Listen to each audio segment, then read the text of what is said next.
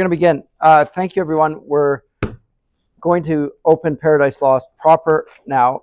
Last time I looked at the Invocation of the Muse, the first 26 lines, and I drew your attention to the ways in which Milton, by invoking the Muse there, was not only following a convention of the epic, which we'd seen last semester.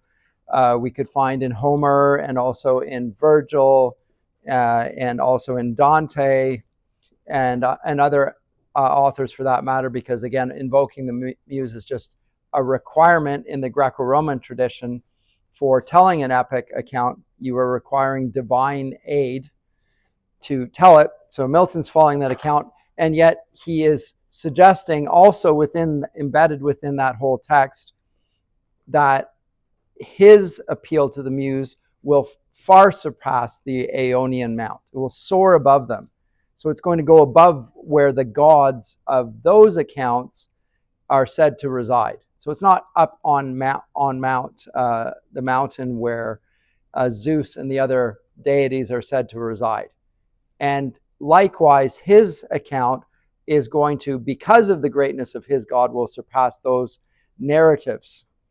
And he will attempt things yet unattempted in prose or rhyme. That's what he said in the concluding lines here, and concluded it with a word of prayer that he have the capacity to do this, because although his God is infinitely greater, he is a man and he has no capacity to do it. And you see no such thing in an epic predecessor, that he's an awareness of not only his limitations as a man, but of the darkness within his heart that needs to be overcome in the process. So again, a implicit acknowledgement of the problem of sin that needs to be overcome, and the power of God and his illumination to do the telling of the tale. I saw a hand at the back.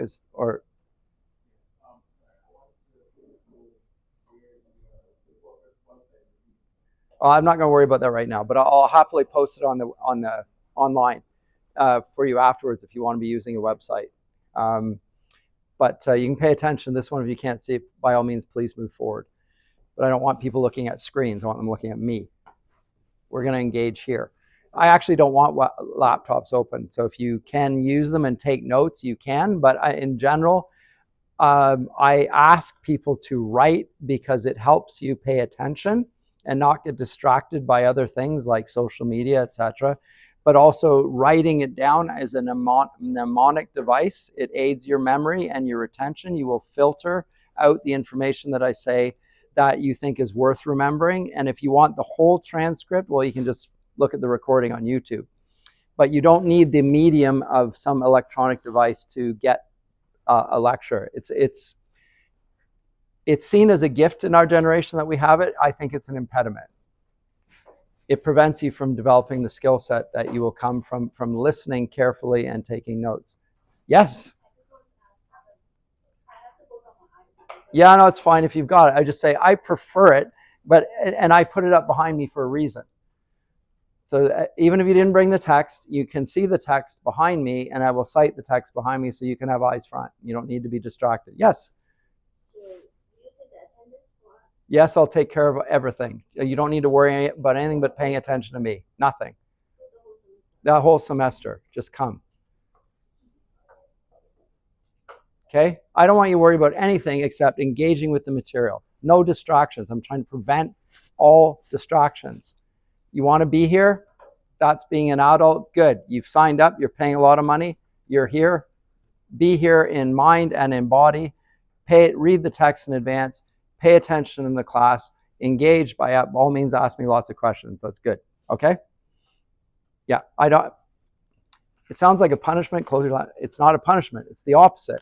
Be freed from those demonic devices. In the name of Jesus. Yeah, deliverance. There you go. Okay? So, I was only partly in jest. So he concludes with a personal note of deliverance from the dark that is within him and a prayer for illumination. So he's going to be lifted up to tell the account. And the account that he will then tell begins in a very odd place. In the foregoing epics, and you will have noted this if you read them, if this is the first epic and it's your first class with me, you wouldn't know this, but last semester when we read Homer and Virgil and Dante, although Dante is a little exception there, it begins in the Council of the Gods. So we get the invocation, and then we get Zeus and Athena or whatever, and we get the gods, and they're talking about what's going on Earth. And there's a debate about it, and there's an appeal. We'll use the Odyssey as an example. Athena is saying, look, Father Zeus, Odysseus, who's always been faithful to you and has always sacrificed and been pious towards the gods, he's being punished. He's been away from his family. And look at his family. It's getting wrecked in his absence. His son has grown up without his father. His wife is being besieged by suitors. One of them wants to forcibly take her in marriage. And he is a good man. And if you treat a good man like this, why would anybody ever obey or worship the gods? Why would they do this? And so he asks the question, why should a just man be treated unjustly? They'll blame the gods. They won't say it. And so he answers, he rebukes her for the impudence of the question, but then he answers the question. But the point here is it begins in heaven. This epic, on the other hand, will not begin in heaven. For which reason people have questioned why Milton begins it where he does. So he breaks with the convention in that sense. I will say that Dante also didn't begin his epic in heaven. He begins it in the Inferno before going to the Purgatorio up into Paradiso, right? But he begins it in hell. So does Milton. But the reason for that is different. It's different. But still, the fact that he does. And so let me just get to that.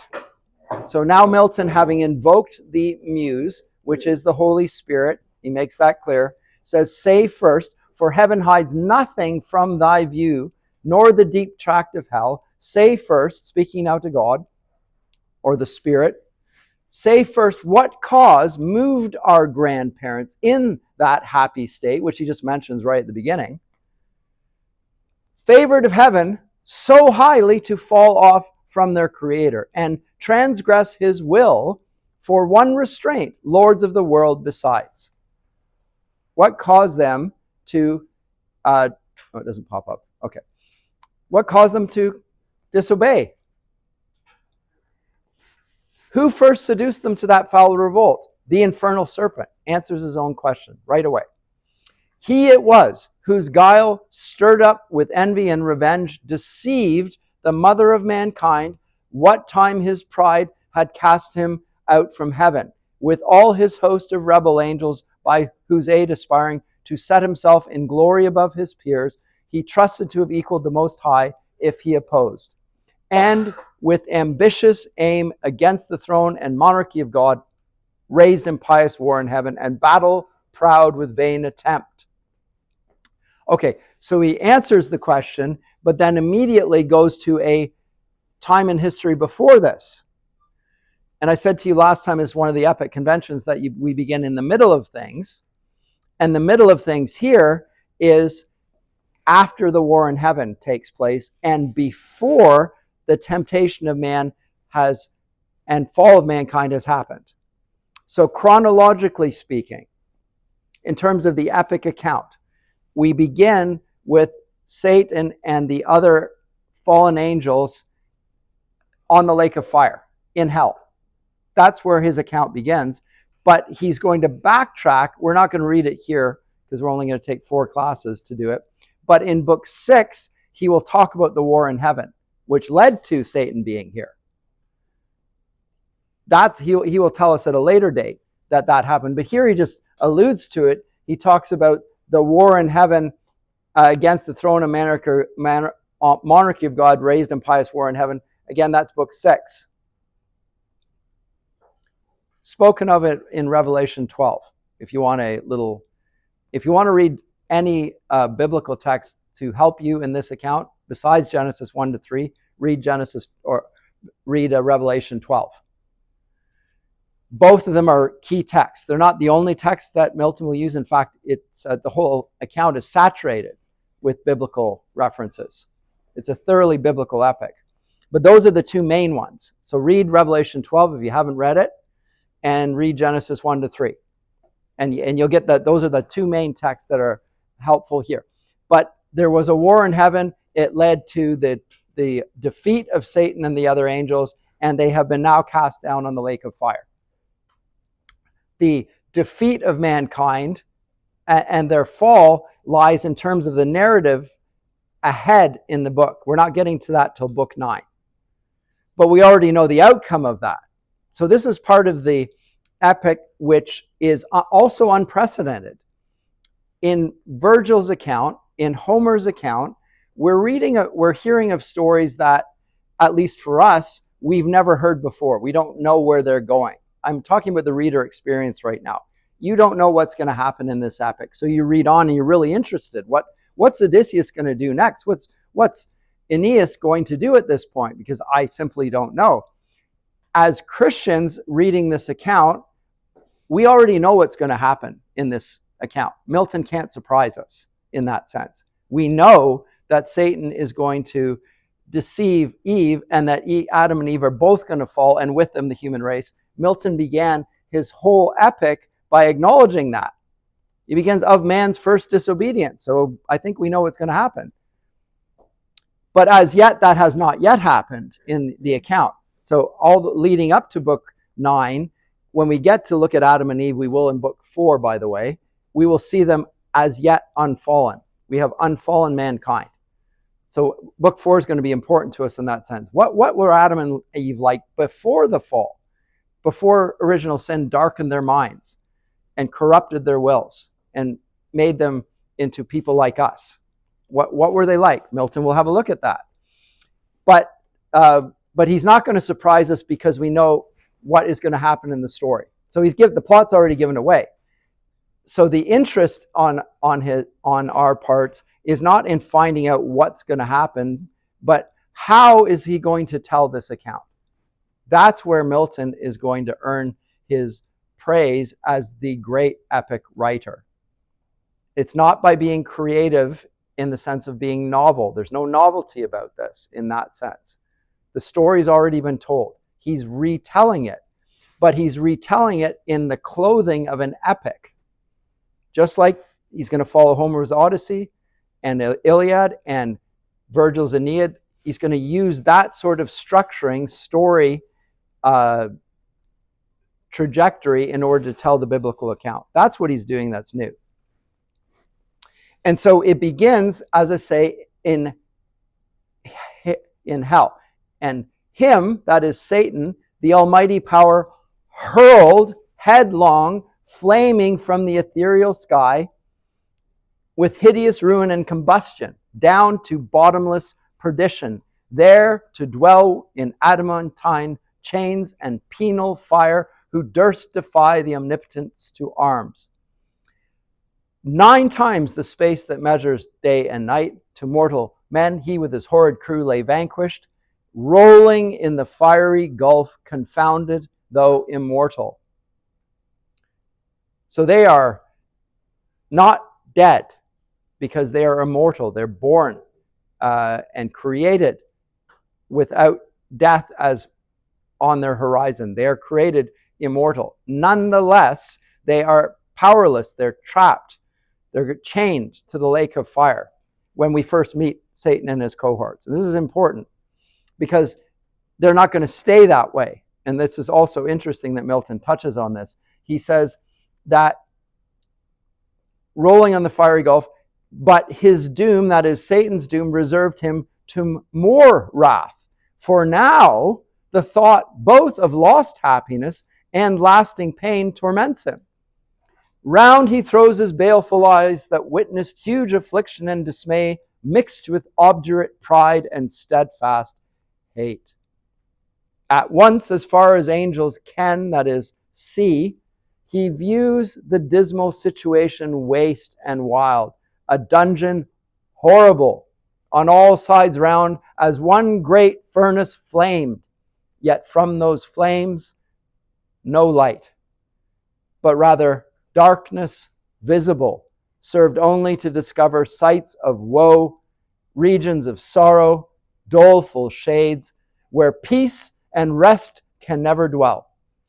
Hope never comes that comes to all, but torture without end still urges, and a fiery deluge fed with ever-burning sulfur unconsumed. Such place eternal justice had prepared for those rebellious, here their prison ordained in utter darkness, and their portion set as far removed from God and light of heaven as from the center thrice to the utmost pole. Oh, how unlike the place from whence they fell. That's Milton's comment. Oh, how unlike the place from whence they fell. But note the description of hell. First description is as a place of utter darkness. There is no light there in hell. Totally dark. Why would Milton use that description? And what would the consequence of that description be? It's a genuine question. Why is hell a place of utter darkness? As it's, yes? Is that equating God to light? Yes, precisely so. So there is a theological implication to light and darkness here. God is light, it says so in Scripture, and in him there is no darkness at all. This place where God is not is total darkness. Satan has been cast out from the presence of God, and therefore he resides in darkness. Okay, but if he's in darkness, how can he see? Because he looks around him and sees huge affliction. We need light in order to see. The answer is a paradox, and Milton is deliberately using paradoxical language here. He sees insofar as he's able, without light, to be afflicted. So, I mean, if God removed his sight from him, he wouldn't be quite so tormented. The torments are actually greater. So there's, and note that there's no light, and this is a fantastic phrase, but rather darkness visible. Now you tell me what darkness visible is. It's not just a paradox, it's an oxymoron. You can't see in the dark, but this is darkness visible. Milton is deliberately using paradoxical language to try and describe something that really defies description. Like, what's hell like? People ask as well. Place of conscious torment, whatever, sure. But in a sense, it's impossible for us. It's really an imaginary construct in the sense that we really can't describe it in that sense. We know that it's where God is not, therefore it's dark because he's light. We know it's a place of torment, yes, but what exactly does that mean? It means being deprived of God's presence who is eternal bliss. So it's the negation of that. So in that sense it is. He has to, if he's going to describe it, it has to be something visible, and yet it's dark, so again we can't see. So he's in a bit of a bind, but this is how he deals with the bind. He uses the language of paradox. Okay? So he is there, and he's in a place where there is no hope. Hope is one of the gifts of the Holy Spirit. And as it says here, he to some degrees is echoing Dante's description when he describes hell in Canto 3. On the gates of hell, it says, "Abandon hope, all ye who enter." Right on the portico of hell as you go down through the mouth of hell. Only in that sense is he citing Dante, or perhaps alluding to this. And there is an eternal justice had prepared it, again echoing Dante. And then Milton's comment, and it's just one line, oh, how unlike the place from which they fell. Understatement. There the companions of his fall, o'erwhelmed with floods and whirlwinds of tempestuous fire, he soon discerns, and weltering by his side, one next himself in power, and next in crime, long after known in Palestine and named Beelzebub, to whom the arch enemy and thence in heaven called Satan, with bold words breaking the horrid silence thus began. Thence called Satan. What was he called before originally? Lucifer, the bearer of light. He's got no light anymore. He's not Lucifer anymore. Now he's Satan. He's just the adversary. That's the word Satan in Hebrew. It means adversary. It's the same figure, but it's, if you prefer to use an analogy of something, it's like Smeagol and Gollum. Now we just have Gollum. There was the creature called Smeagol before. He used to enjoy some light and enjoyment, had a good life, but now he's removed from that. And there's a bit of that, if it helps you to think of it that way, a bit of the old character remains inside the new one. And there's a bit of conscious torment in that, because he remembers what it was like to be in a place of light and happiness and delight and joy. And that causes him further torment. It's as much what he has lost that torments him as his present circumstances. He remembers how good it was. And now it is not so. So we have two characters. One, Beelzebub, and the other, Satan. And Satan is not, he's usually a flatterer, but here he's not a flatterer. He's just speaking his mind as to what he sees. He looks at Beelzebub and he says, "You're not looking very good. If thou beest he, but oh, how fallen, how changed from him who in the happy realms of light, clothed with transcendent brightness, didst outshine myriads though bright. If he whom mutual league, united thoughts and counsels, equal hope and hazard in the glorious enterprise joined with me once, now misery hath joined in equal ruin. Into what pit thou seest from what height fallen, so much the stronger proved he that is God with his thunder. And till then, who knew the force of those dire arms?" So he's thinking of the war in heaven and the fall that just took place as it's just happened. So he's sitting there in shock. He's got PTSD. Sitting there, wow, what on earth has happened to us? We were there in heaven, everything was great. We thought we were going to win, and bang, we're down here, and look at you. Look at the state of you. You're a mess. Oh my goodness. How bad is this? Okay, but having said that, there's an immediate defiance in Satan, which the Romantic poets thought was terrific, honorable, admirable. It's a refusal to bend and bow the knee. There's a resilience in Satan which they greatly admire and see as a sign of his moral worth. That's not what Milton is encouraging us to see here. We're seeing here, yes, an indomitable spirit, but it's born of a sinful mind. It's born of his wickedness and evil and hard-heartedness. And he says immediately these lines, "Yet not for those," that is the dire arms, "nor what the potent victor in his rage can else inflict, do I repent or change, though changed in outward luster." So now he begins one of his many lies. The lies that, first of all, I need to say this about you. When Satan speaks in Paradise Lost, do not take his words to be truthful. He's always twisting the truth, including the truth about himself. He tends to make himself look better, and I think he sometimes drinks his own Kool-Aid as well on this, to use the modern phrase here. He says that although he looks not very good on the outside, on the inside he's the same as he was before. So, though changed in outward luster, that fixed mind and high disdain from sense of injured merit, that with the mightiest raised me to contend, and to the fierce contention brought along the innumerable force of spirits armed, that durst dislike his reign, and me preferring his utmost power with adverse power opposed in dubious battle on the plains of heaven, and shook his throne. This is all a lie. There is, if you want to read it, in the war in heaven that took place, book 6, there is a battle, except it isn't really a battle. And he got nowhere near the throne of heaven, and the throne of heaven did not shake. There were not innumerable spirits. There was 1/3 of the host of heaven. He's going to suggest that there was even more than that.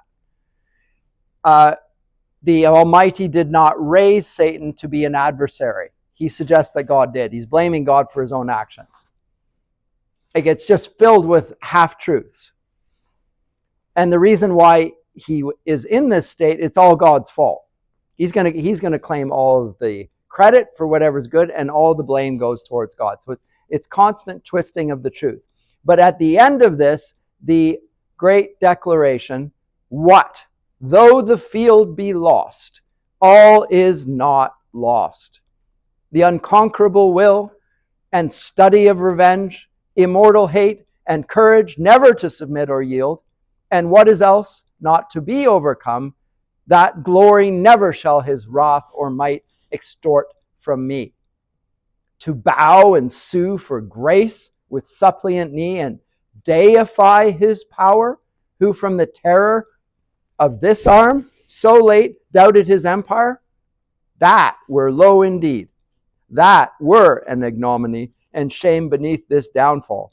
Since by fate the strength of gods and this imperial substance cannot fail, since through experience of this great event in arms not worse, in foresight much advanced, we may with more force successful hope resolve to wage by force or guile eternal war irreconcilable to our grand foe, who now triumphs and in the excess of joy, sole reigning, holds the tyranny of heaven. So he portrays God as a tyrant and himself as a freedom fighter. God is a tyrant. God he's the adversary. So he puts it on the other foot. It's God who's the adversary. And he who is a God, just like the other fallen angels, he's abused. So God is the one who's abused his power. And the only reason that he is where he is and we are is simply power. He's got more power.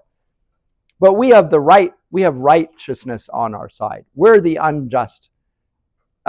unjustly treated party here, not God. So remember the speaker. And Milton, of course, as a Christian author, does not expect us to identify with Satan's complaints. He expects us to recognize these are the words of the enemy of mankind and the adversary of all good, of God and man. But again, as I say, in the Western tradition since the 19th century, there's been a great deal of sympathy for the devil and a willingness to read Satan as a sort of freedom fighter against religious tyranny. Very strong tendency. In the last 10 years, there has been countless editions of Paradise Lost published in languages all over the world. More published in the last 10 years than there were in the previous 400. It's very interesting. Mostly in the Islamic world, which is really interesting again. During the Arab Spring it popped up, I noticed.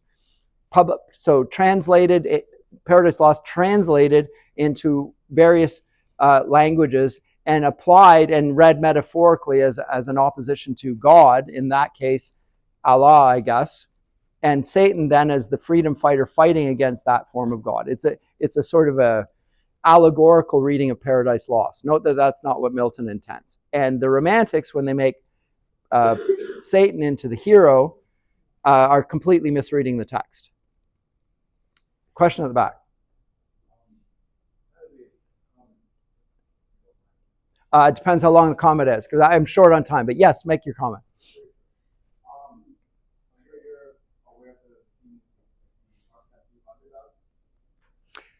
Of course.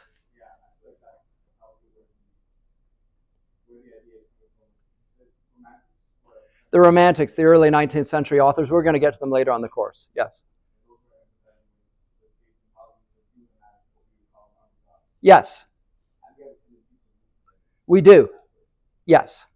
So there's the powerful and there's a being less powerful. And so we assume because the less powerful being has lost, that the more powerful being must be somebody who we're against.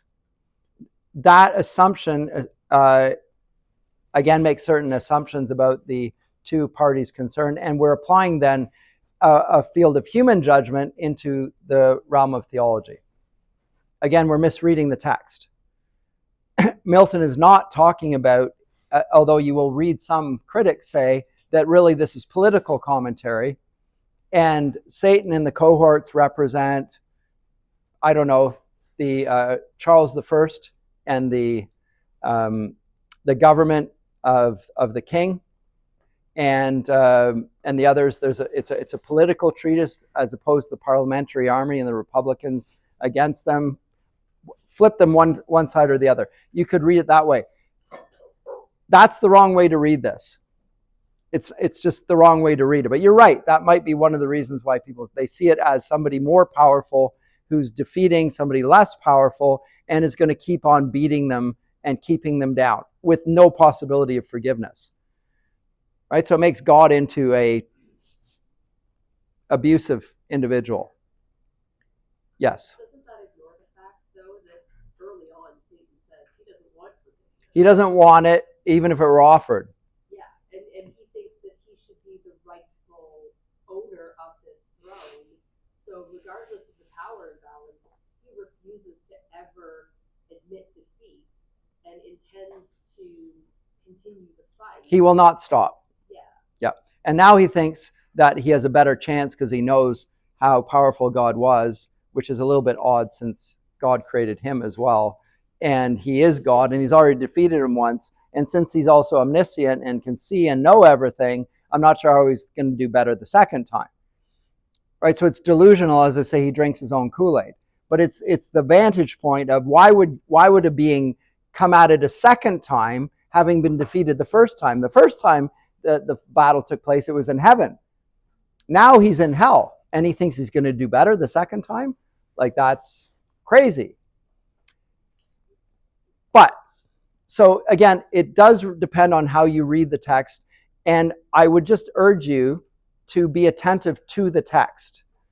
Let's not read into the text. Let's read the language of the text and get that our reading, the right reading from the text, not interpret meanings that are going to be contradicted by the text. If we want to read Milton's text, if we want to read it as an allegory for, the abuse of power, like the Marxists would do, then we can read it that way. But again, we're reading a Marxist narrative into the text and not reading Milton's text.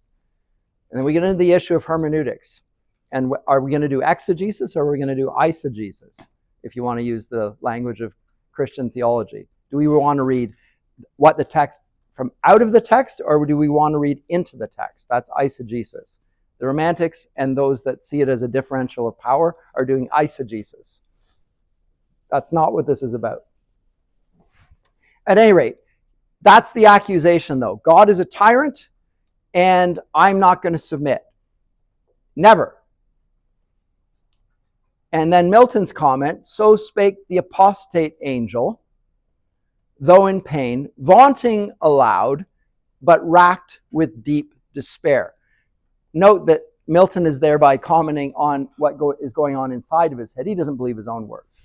He's making a boast, but within he has no hope. Despair is the same word from hope, by the way. It's the opposite of it. Spero, S-P-E-R-O, is the Latin for to hope. To be in despair is to have no hope. So he speaks very hopeful language, but he doesn't have any hope, actually. And him thus answered soon his bold compeer, O Prince, O chief of many throned powers that led to the embattled seraphim to war under thy conduct and in dreadful deeds fearless, put proof to his high supremacy, what shall we do, etc., etc.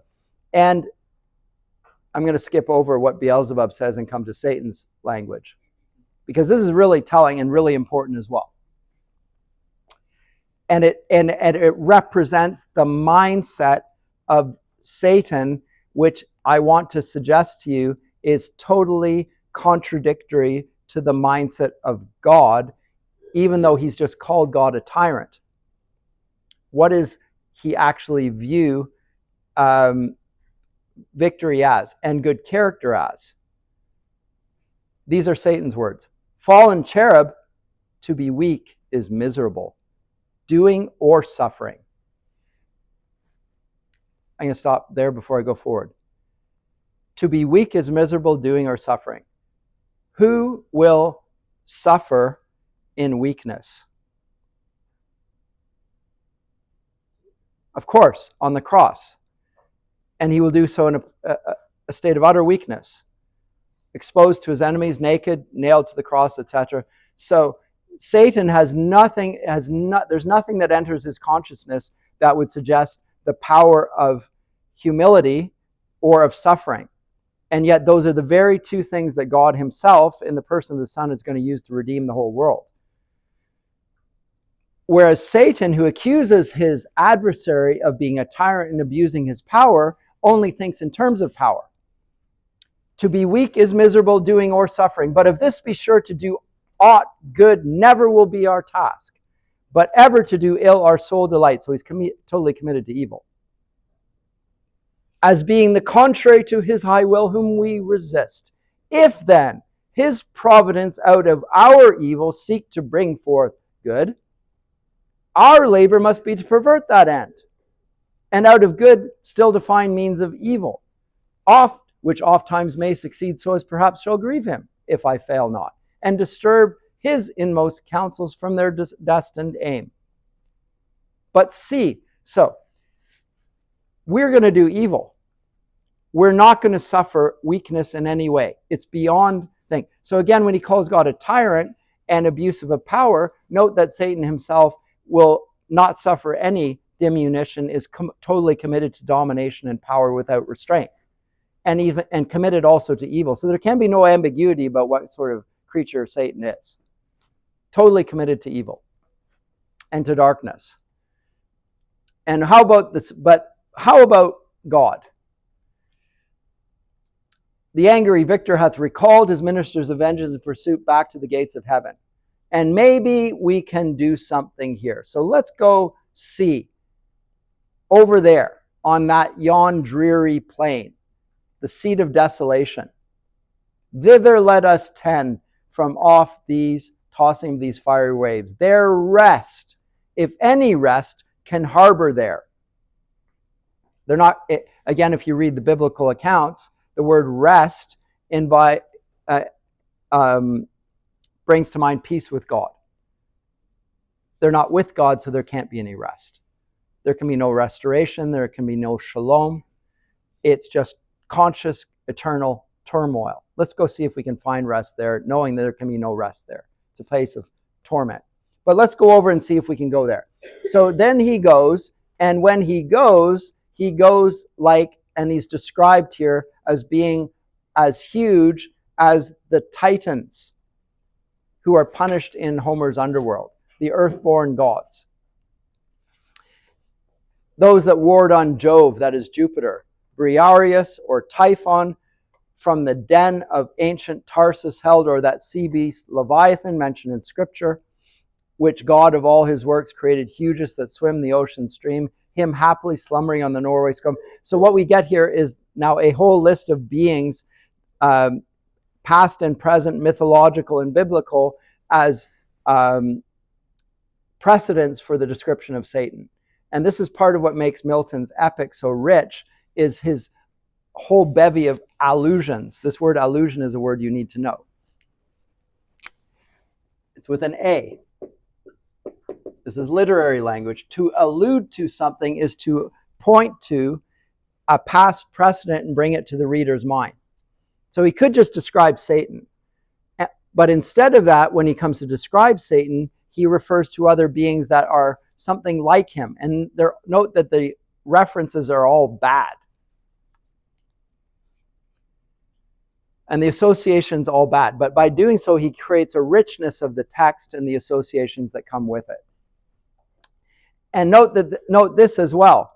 So stretched out and huge the arch-fiend lay, chained on the burning lake, nor ever thence had risen or heaved his head, but that the will and high permission of all ruling heaven left him at large in his own dark designs, that with reiterated crimes he might heap on himself damnation, while he sought evil to others, and enraged might see how all his malice served but to bring forth infinite goodness.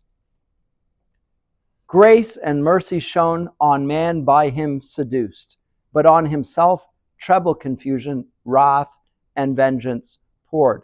So note this. And here's Milton's making a theological comment.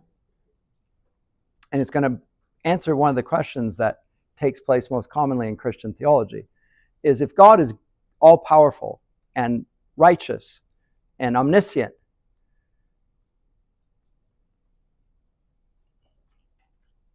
omnipotent, why does he let Satan do what he does? Because if he's all-powerful, he could have stopped it. If he's omniscient, he could have foreseen it. If he's all good, why would he allow evil to happen? He's chained to the fiery lake. Furthermore, he didn't have to let him loose from the chain. Now, Milton's reading into this. He's overstating his position to some degree. In fact, he is overstating his position. He is allowed to do what he does. Just like in the book of Job. Satan is allowed to torment Job for a time. It's with the permission. In fact, he's up in the courts of heaven in Job chapters 1 and 2. Satan's, the adversary, is up there. And they're talking around, and God says, look, have you seen my servant Job? And he says, well, he only does that because you treat him well. But if you treated him badly, he would fall away from you, and he would ditch you. He would totally ghost you. You'd be gone. There'd be no more. He would not treat you well. He'd pretend he never knew you. And he said, okay, we'll give it a test. You can't take away his life, but you can do everything else you want to him. That's the divine permission to do these things. Same thing Milton is saying is happening here. Satan had the permission to do what he did. God remains in control. But Satan has a limited autonomy there by God's permission to do what he ended up doing. And the purpose of it was to show the infinite goodness, grace, and mercy on man.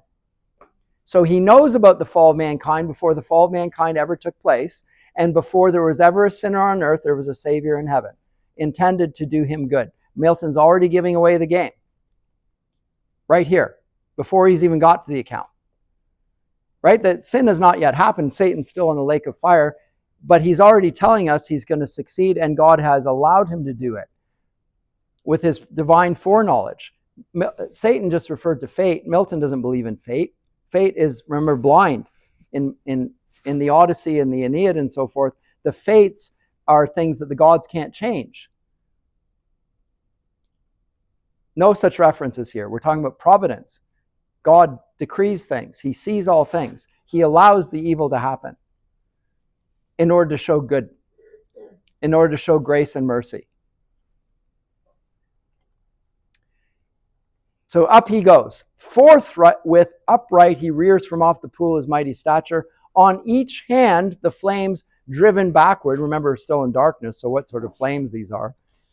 Dark flames. Driven backwards, sloped their pointing spires, and rolled in billows, leave in the midst a horrid veil.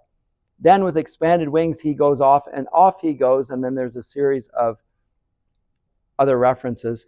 And then let me get to the speech. The grand speech. Is this the region, this the soil, the clime? Said then the lost archangel. This the seat that we must change for heaven, this mournful gloom for that celestial light? Be it so. Now this is again the postulate of pride and the voice of command, as if he has any choice in the matter. I decree that it is so. Be it so. I like this. Even though everything about it's horrible, and he's immediately contradicting his spirit of this is, how bad is this? Oh, be it so. Be it so. Since he who now is sovereign, who's he who now is sovereign? Satan. Now he's claiming sovereignty of hell. He who now is sovereign can dispose and bid what shall be right. We've just seen that contradicted in the previous lines, 10 lines before, when we're told that God allowed him to lift his head from the lake of fire. He's not sovereign over anything, let alone himself. He's the drudge of God. But he says, he who now is sovereign can dispose and bid what shall be right. Farthest from him is best, whom reason hath equaled, force hath made supreme above his equals. So farewell, happy fields where joy forever dwells.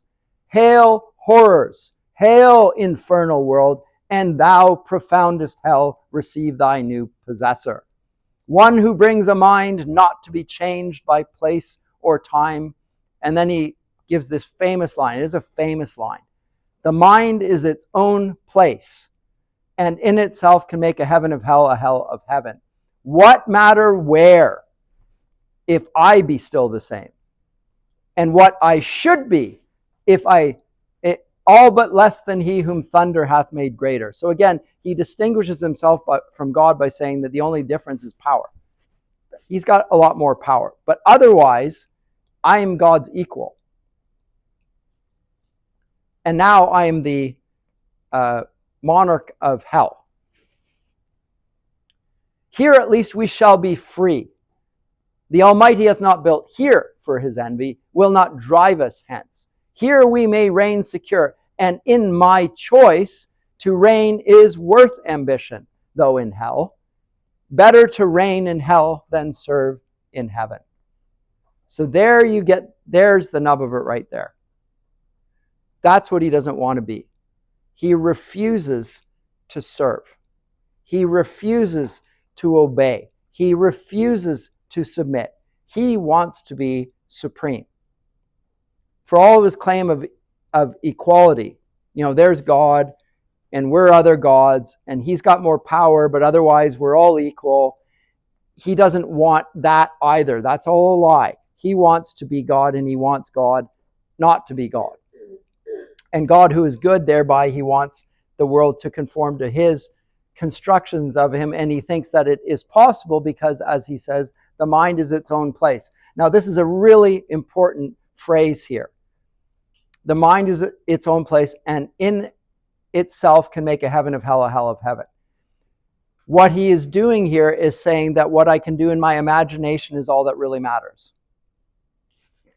It doesn't matter if I'm in hell. If I think that I'm in heaven, I think happy thoughts, then this is a happy place. And I have control over my own thoughts. There can be no interference in that. I have absolute sway over my own thoughts. We've already seen that within him, within his breast is despair. And he doesn't have control over his own thoughts. When he sees the hellish landscape, he's horrified by it. He doesn't have control over anything. But he asserts and he boasts that he has control over it. And he suggests something that becomes, over the course of the centuries that have intervened since Paradise Lost was written, has become more and more influential. People's ideas that whatever they think about, whatever they declare in their own spirits to be true, is true. That's the satanic mindset, as if there is no reality outside their own thinking. That's his assertion. The mind is its own place. Now, note that there is something which I'm going to call an inner geography then. Like, if the mind is its own place, well, think of it as a place. A literal place. And this place is in the midst of hell, but it could be in the midst of heaven because it doesn't matter. Because it's with him, and he is the place of eternal bliss, which was heaven. Heaven is with him. This idea of an inner geography and an outer geography, the outer geography being the physical place of hell, is going to be echoed throughout the entire text. We'll see it again when we come to paradise, the earthly paradise in book 4. It will talk about the paradise. We will see it in book 9 when the temptation takes place, that Adam and Eve are in paradise, a place, and yet also within them there is a sort of a paradise. And so in that sense, he's going to use last semester I talked about the analogy between a microcosm and a macrocosm. A little world, a little cosmos, and a large cosmos. But in this case, it's not little and large, it's internal and external.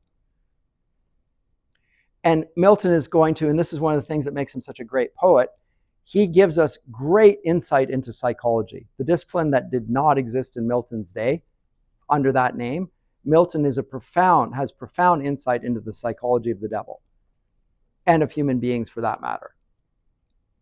Gives us a great deal of attention to the spirit of man in a way that I think many foregoing authors pay less attention to it. Milton takes in a way that the Romantic poets who were renowned for their interest in psychology found illuminating and moving. So the field then of interest is not what it was in the epics past. Physical battles between nations, between individuals, fought with arms. It's an internal battle, a struggle within the characters of Adam and Eve. And the battle is, are you going to be faithful to God and obedient to him, or are you going to give your allegiance to the deceiver? So it's that of temptation. So he switches it from a physical conflict to an internal conflict, which is a spiritual conflict. That too is a big shift away from what we see in the early pagan epics. The psychological vantage, if you will. But this famous line, to reign is worth ambition, though in hell. Better to reign in hell than serve in heaven.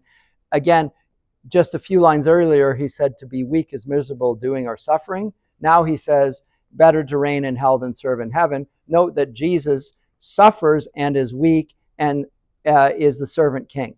So again, we get in the person of Satan somebody who is almost the polar opposite. He's like a mirror of Christ. Everything Christ is, Satan is not. He's the adversary. It's very careful. When we come to look at Christ in Book 3 of Paradise Lost, which we'll do next class, I will show you the parallels that are being drawn by Milton that he means for us to pick up here. But you see this here. Grand speeches. But after making this bold assertion that better to reign in hell than serve in heaven, he says, oh, yeah, well, how about the other guys? But wherefore? Let we then our faithful friends, the associates and co-partners of our lost lie thus astonish on the oblivious pool, and call them not to share with us their part in this unhappy mansion, or once more with rallied arms to try where it may be lost. And so he speaks, and then Beelzebub speaks, and he goes on, and they hear Satan's voice, and there's a whole series of allusions here, from Amram's son, back in Exodus, of Pharaoh and the Sultan, the Turkish Sultan, the chief ruler of the Muslim country that besieged the Christian world. These are all references that are given not very happily to Satan here. And then what we get is an infernal council. Remember I said in the pagan epics, it begins with the council of the gods. We get Zeus, we get Athena, we get other gods talking about what's going on earth. Milton begins with an infernal council. It's a council of these beings in hell. And we'll get a whole list of them trotted out here. We've already heard about Beelzebub and Satan. Now we get Moloch. And then after Moloch, we will get Thamus. All biblical references. Next, we will get Dagon, referenced in 1 Samuel. Remember? Just prior to Samson, the god is Dagon, the fish god. And him followed Rimmon. And then Osiris. And then Belial. He came last. Than whom a spirit more lewd fell not from heaven, nor or more gross to love vice for itself. To him no temple stood or altar smoked, yet who more oft than he in temples and in altars, than when the priest turns atheist, as did Eli's sons, who filled with lust and violence the house of God. So there's a whole list of these characters that give counsel here as to what they should do. And the counsel that is given is basically, we should go to war. Let's go back at it again. And then one comes forth and says, you know what? I'm not sure that war is the best idea. I think we already lost a war, and to do that again is a little bit crazy. Rather than war, how about guile? And rather than an assault on God, how about that creature that we've heard about that has not yet come about, but we know is going to happen, namely Adam? How about if we pervert him? And that is what they decide to do here. Let's see if I can find the line here.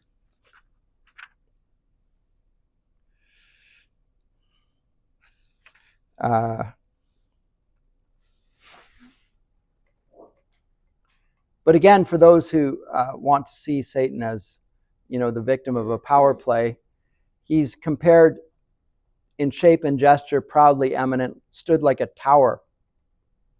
His form had not yet lost all her original brightness, nor appeared less than archangel ruined, and the excess of glory obscured, as when the sun, new risen, looks through the horizontal misty air shorn of its beams. Dark and so, yet shone above them all the archangel, but his face deep scars of thunder had entrenched, etc., with dauntless courage. And then he gives his spirit, his speech. O myriads of eternal, immortal spirits, O powers matchless, but with the Almighty, and that strife was not inglorious, though the event was dire, as this place testifies, and this dire change hateful to utter. But what power of mind, foreseeing or presaging from the depth of knowledge past or present, could have feared how such united force of gods, how such as stood like these, could ever have known repulse? So he claims that there's a benefit to all this, and to skip it over because I'm quickly running out of time. And I'm already a bit behind, and I'm going to stay behind here. Next class, I'm going to have to go to book 2. But they resolve to go and send Satan to pervert mankind on their behalf. So there's an infernal council, and out of the infernal council comes the resolution that they will go and see if one of them can pervert mankind. That's the decision they make. And out of that, then, they build a city, and the city is called Pandemonium. Pandemonium. It's Milton's invention. The word, in reference to the place where the devils reside in hell. It's his own word. Now, we know the word pandemonium from a lot of noise. Right? Pandemonium is just a crazy, noisy thing. But this becomes the capital city of Satan and his peers in hell.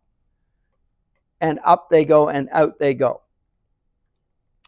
And they debate in book 2 whether they're going to do the battle, as I said, or whether they're going to pervert mankind. They decide to pervert mankind, and off Satan goes to go and fulfill that resolution. And onwards and upwards he goes. So I'm just going to skip over this bit to get to the point where Satan goes up through chaos and encounters the gate of hell.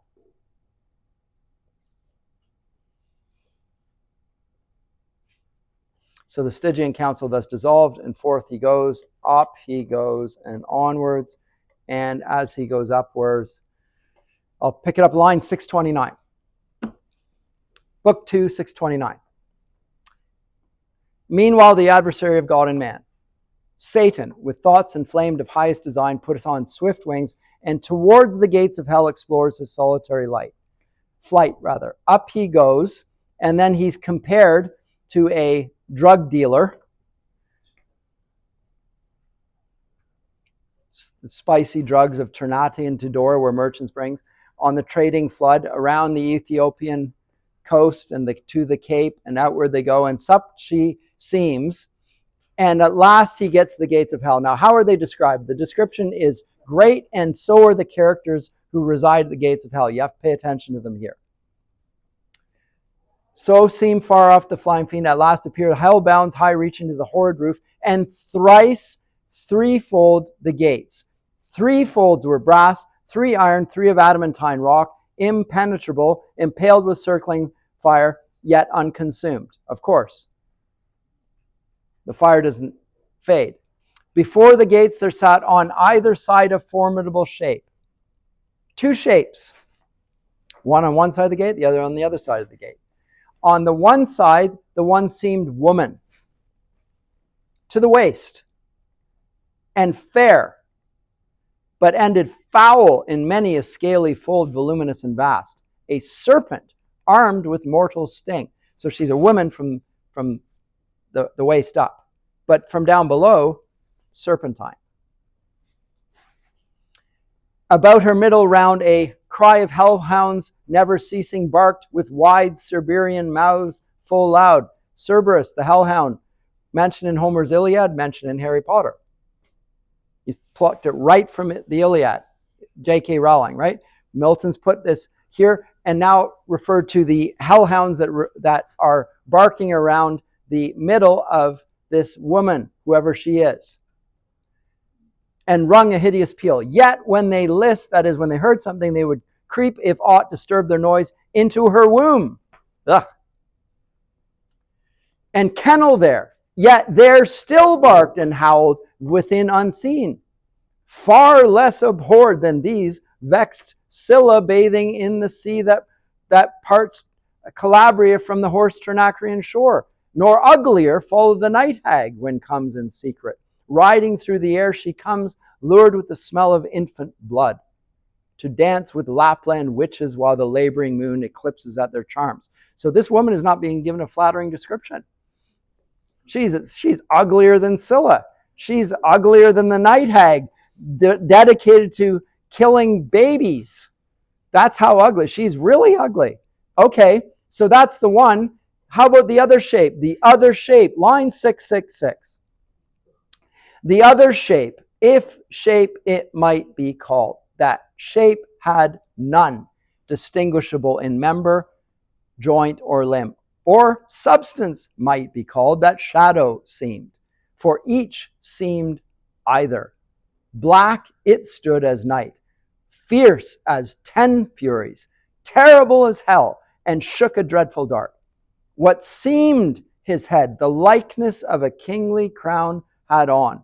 Satan was now at hand, and from his seat the monster moving onward came as fast as with horrid strides. Hell trembled as he strode. The undaunted fiend, what this might be, admired, not feared, God and his Son except, created thing not valued he nor shunned, and with disdainful look thus first began. So we have two terrible creatures. One, the ugliest woman you can imagine. And the other, a creature that is impossible to describe. It's a shapeless shape. It has a crown on its head, although it's unclear that it is a head. It's a shapeless shape, black as night, and that shape comes out to meet Satan, rushes out towards him. And here's their first exchange. Satan, whence and what art thou, execrable shape, that darest, though grim and terrible, advance thy miscreated front athwart my way to yonder gates? Because he jumps right in the middle, right before the gate. Through them I mean to pass. That be assured, without leave asked of thee. Retire or taste thy folly, and learn by proof, hell-born, not to contend with spirits of heaven. Note that Satan wants to appeal to his heavenly origin now. He's not I'm the king of hell any longer. The mind is in its own place. I'm from heaven. How dare you? To whom the goblin, full of wrath, replied, Art thou that traitor angel? Art thou he who first broke peace in heaven and faith, till then unbroken, and in proud rebellious arms drew after him the third part of heaven's sons, conjured against the highest? For which both thou and they, outcast from God, are here condemned to waste eternal days in woe and pain.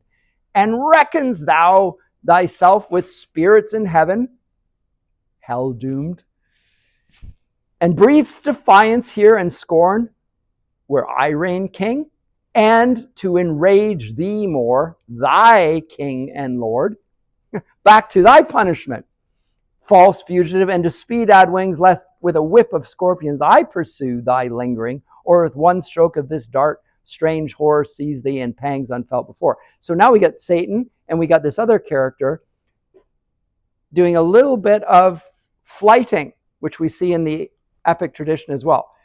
It's what you do before you get into a fight. It's the equivalent of the your mama stuff, right? It's like, like you, and now you, and it's like, oh yeah, you're so ugly, you're born in hell. Oh yeah, you say you're born in heaven, but you're here. You call yourself the king, and yet you serve me. I'm the king here. So that's what's going on, and they're about to clash. That's right. So spake the grisly terror, and in shape, so speaking and so threatening, grew tenfold more dreadful and deformed. And on the other side, incensed with indignation, Satan stood unterrified like a comet burned. And so war is coming. And they're compared now to two black clouds coming at each other. And then a voice comes out. And who's the voice? It's the really ugly female. And what does she say? "Oh, Father, what intends thy hand," she cried, "against thy only Son? What fury, O Son, possesses thee to bend that mortal dart against thy Father's head? And knowst for whom? For him who sits above and laughs the while at thee ordained his drudge, to execute whate'er his wrath, which he calls justice, bids, his wrath which one day will destroy ye both." She spake, and at her words the hellish pest forbore. Then these to her Satan returned, these words: "So strange thy outcry, and thy words so strange, thou interposest, that my sudden hand prevented spares to tell thee yet by deeds what it intends, till first I know of thee." And now to the female: "What thing thou art, thus double formed, and why in this infernal veil, first met, thou callest me Father, and that phantasm calls my Son? I know thee not, nor ever saw till now sight more detestable than him and thee." To whom thus the portress of Hellgate replied, hair flip, "Forgotst thou me then?" Yeah. The female, she's offended. This is terrible. "Forgetst thou me then? And do I seem now in thine eyes so foul, once deemed so fair in heaven? When at the assembly and in sight of all the seraphim with thee combined in bold conspiracy against heaven's king, all on a sudden miserable pain surprise thee, dim thine eyes and dizzy swum in darkness, while thy head flames thick and fast through forth, till on the left side opening wide, likest to thee in shape and countenance bright, then shining fair, a goddess armed, out of thy head I sprung." So where did she come from? She came from him. She came from the head of Satan. And who is she? And what is she? Amazement, by the way, the allusion here is to the birth of Athena, who came right from Zeus's head. Sin came from Satan's thoughts. The origin of sin is Satan's thoughts of rebellion against God. There's the origin of sin. Note that he personifies sin and death here. This is Milton's invention. He presents them as almost, he personifies them. "A goddess armed out of the head I sprang. Amazement seized all the host of heaven. Back they recoiled afraid at first, and called me sin. And for a sign portentous held me. But familiar grown I pleased, and with attractive graces won the most averse, thee chiefly, Satan, who full oft thyself in me thy perfect image viewing becamest enamored." So Satan looks at this creature called sin and falls in love with it. Why does he fall in love with it? Because it reminds him of himself. That's not normally a great reason. I really love you because you remind me so much of myself. So he's a narcissist. And then he has joy with her in secret, and she conceives. So what we have is incest. It's an incestuous affair. And out of that union comes this other creature. Meanwhile, war arose, and fields were fought in heaven, wherein remained for what could else to our almighty foe clear victory. To our part loss and rout through all the Empyrean, down they fell. And I also, at which time this powerful key into my hand was given. To the keys of hell are unlocked by sin. That's how you get to hell, through sin. And her son, and her son's name is Death. So this is a sort of a familial reunion of Satan, sin, and death. And sin holds the gate to hell that will allow others down into it. Now, at this point, there's nobody else in hell besides the fallen angels. But when sin enters the world through Satan's deceit, then sin will go out into the world and will allow other people down. Isn't it clever how Milton does it? He acts like it's a personification here. But the being here that I haven't got to the description yet, and I've jumped ahead of myself. Pensive here I sat alone, but long I sat not till my womb pregnant by thee, and now excessive grown, prodigious motion felt, and rueful throes. And at last this odious offspring whom thou seest, thine own begotten. Note that it's an echo of the incarnation. Breaking violent sway, tore through my entrails. So she didn't give birth. This being ripped through her. Like just came apart. And when he came out of her, death, he then started feasting on her. It's a horrid scene. And furthermore added to that rape.